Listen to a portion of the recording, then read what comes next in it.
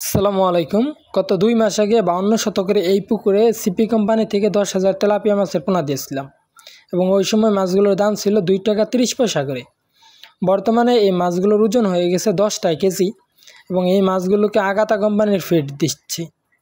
যেহেতু এই মাছগুলোকে প্রথম দিকে পাঙ্গাসের পানি দিয়েছিলাম, যে কারণে পর্যাপ্ত পরিমাণ খাবার না দিলেও মাছগুলো খুব দ্রুত বড় হয়েছে, কারণ পানি থেকেই খাবারগুলো উৎপাদন হতো।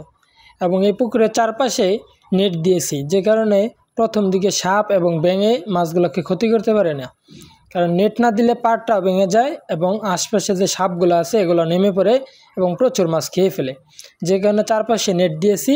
এমত অবস্থায় অন্যান্য যে সাপগুলো আছে এগুলো লুকাতে পারতো না, যে কারণে খুব সহজে সাপগুলোকে মারা যেত। এবং এই জায়গায় আলহামদুলিল্লাহ মাছগুলোও বেশ বড় হয়ে গেছে, যেহেতু 2 মাসে 10 কেজিতে এসে গেছে। আর এই মাছগুলোকে বর্তমানে যেই সমস্যাটা তো হচ্ছে, রেগুলার খাবার দেওয়ার কারণে পুকুরের উপরে শ্যাওলা জমে গেছে, অর্থাৎ জুপ্লাঙ্কটন জমে গেছে। যেহেতু এখন পুকুরে জুপ্লাঙ্কটন বা শ্যাওলা জমে গেছে, যে কারণে আপাতত 2 থেকে 3 দিন খাবার বন্ধ রাখবো। এতে করে এই জুপ্লাঙ্কটনগুলো মাছে খেয়ে ফেলবে। এবং জুপ্লাঙ্কটন হলে আরেকটা সমস্যা হয়, পুকুরের পানিতে প্রচুর পানা জন্ম হয়, যে কারণে মাছগুলো আরও দ্রুত বড় হতে পারে না। তো এই পানাগুলোকে তুলে দিলে সবচেয়ে ভালো।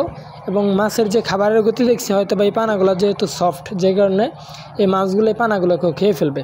তো আপনারা এইভাবে মাছ চাষাবাদ করতে পারেন এবং খাবারের পরিমাণ সবসময় একটা নির্দিষ্ট পরিমাণে রাখবেন, তাহলে দেখা যাবে যে মাছগুলো খুব সুন্দরভাবে বড় হবে এবং পুকুরের পানিটা নষ্ট হবে না। আর তেলাপিয়া মাছ প্রথম 2 থেকে 3 মিনিট খুব সুন্দরভাবে খাবার খায় এবং পরবর্তীতে খাবারের প্রতি আগ্রহ কমে যায়, যে কারণে মাছকে খাবার দেওয়ার সময় এই বিষয়গুলোতে সতর্কতা অবলম্বন করবেন, তাহলে আপনি তেলাপিয়া মাছ থেকে লাভবান হতে পারবেন ইনশাল্লাহ।